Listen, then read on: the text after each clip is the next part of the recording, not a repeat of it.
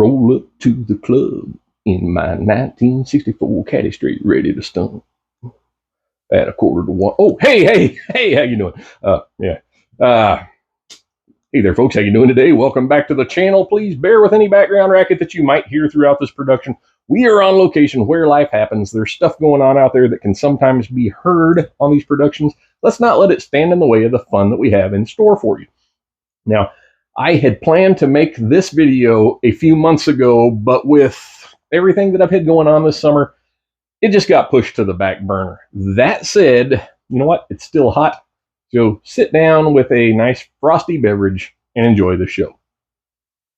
A couple of months ago, we released part 1 of the then all-new Kel-Tec Sub-2000 Gen 3 series. Now, in keeping with the commitment that I've made not to waste a bunch of everybody's time, I've decided to try to keep these review video segments, especially when talking about firearms, in the 12 to 15 minute ballpark, as that really does seem to be the extent of the attention span of the TikTok generation. Sorry, not sorry. That being said, we won't be revisiting the material that we covered in part 1 here. If you want to know what we covered in part 1 and you haven't seen that, I will put a link to that video in the pinned comment down below. Now, almost immediately after I finished filming the first part of the review, I packed up the Sub 2K and sent it off for a weekend trip to Starr County, Texas with my buddy Joe. Yes, that Joe. To get the perspective of another professional shooter. Then it happened on Tuesday, May 28th of this year, so a little over 3 months ago. Old Joe did what Elmer Fudd was never able to do, and he took out Bugs Bunny, putting the first proverbial notch on the stock of the little PCC.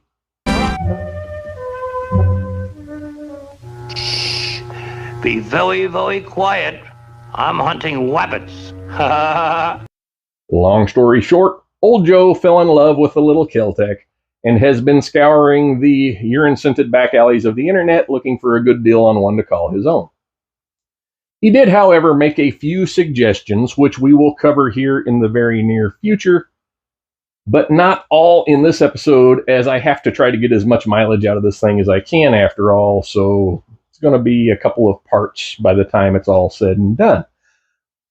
By the time that I got the S2K back from Joe, I had a Missouri Tactical rubber butt pad. You might can see that there behind that cool Glock sight tool that we got from the folks over at XS. Reach out to them and show them some love. They have been loyal contributors to the work that we do here on this channel. XS Sights, based out of Fort Worth, Texas. Great people. Look them up. That being said, I'd ordered the Missouri Tactical butt pad, this one right here. I'll put a close-up so you can see it a little better. And it arrived very quickly. I bought it off of their Amazon store.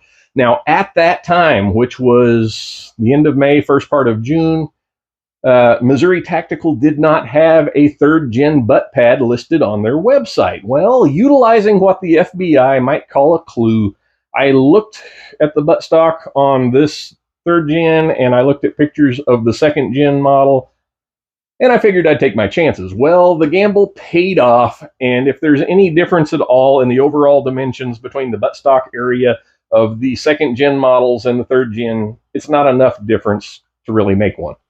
In fact, now, if you look over on Missouri Tactical's website, they have just one butt pad listed that indicates that it works with both models.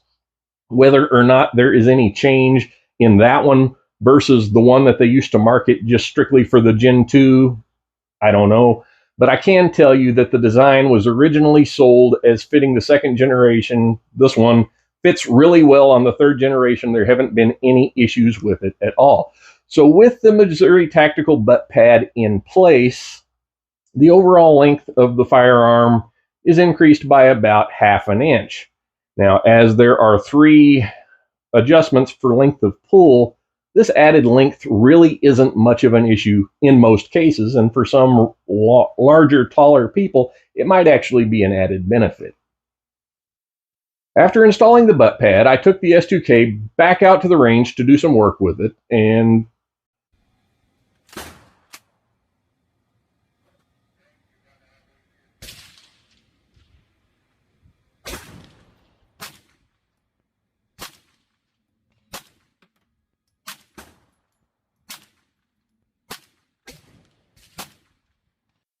Now, while the recoil on the third generation S2K is already significantly lower than it was on previous generations in terms of what the shooter perceives as recoil, now this is largely due to whatever fairy dust they sprinkled on the internals. The addition of the Missouri Tactical Butt Pad made a noticeable reduction in the already lower felt recoil. So while out in New Mexico on our summer vacay, I had the chance to shoot the Gen 3 side by side with my brother's Gen 1 in 40 cal, and the difference in recoil was like night and day.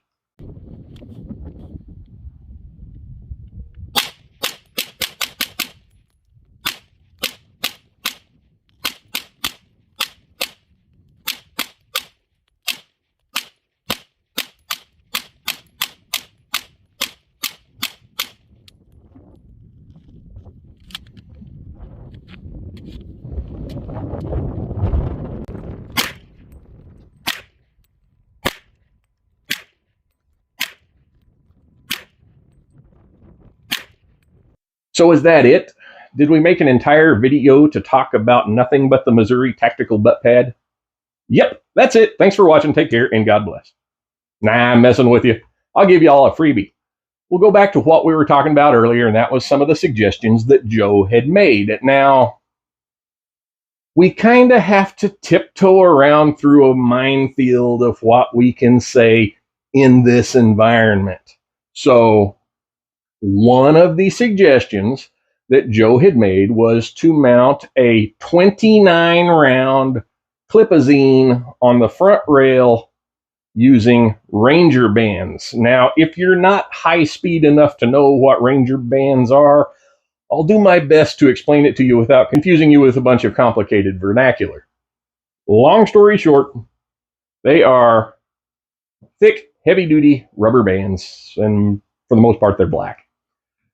Now, while Joe's idea of mounting that magazine up on top of the rail did work well, and it didn't impede the sight view in any way, I found that it stayed put better when you slung it over to the side. I'll show you a couple of pictures of that here in a second.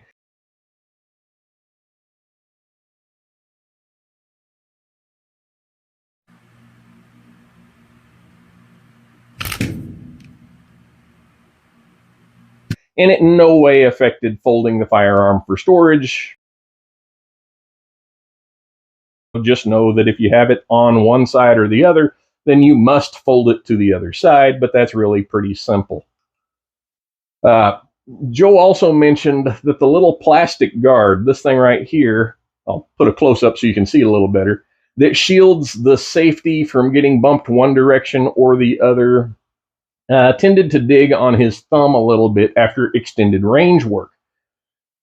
I'm not sure what happened to the safety guard on this particular one, but I definitely did not utilize a high-speed rotary to smooth it down to prevent it from rubbing a blister on your thumb.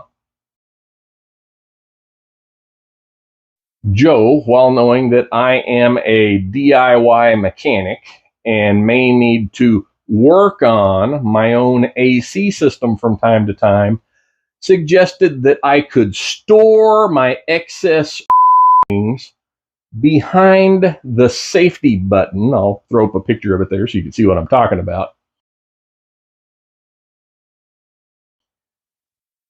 While I'm out at the range, in case I needed to work on my AC while I was out there.